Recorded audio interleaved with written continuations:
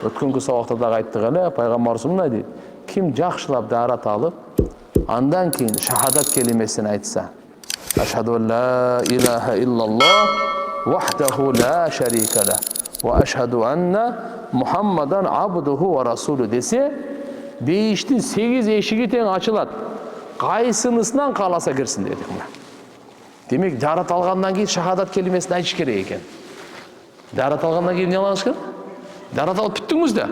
Эми даарат алып бүткөндөн кийин шахадат келимеси. Ашхаду ла айтайлычы? Ашхаду ла илаха иллаллах вахдаху ла шарика ла ва ашхаду анна Мухаммадан абдуху ва расулу. Бүттү. Мынакей ушу шахадат келимени даарат алып бүткөндөн кийин айтыш керек. Бу айтканда сизге эмне болот? Бейиштин 8 эшиги ачылат. Бейиштин канча эшиги ачылат? 8 эшик ачылат. Кайсынысынан кааласа кирсин деди мына. Умар разияллаху анху пайгамбарыбыздан ушул айтканын уккан экен. Бул кайсы хадисте келип атат? Муслимде келип атат, Абу Даудда келип атат, Термизиде келип атат, мына Ибн Мажада келип атат. Мына айтып жүрөбүзбү иншалла?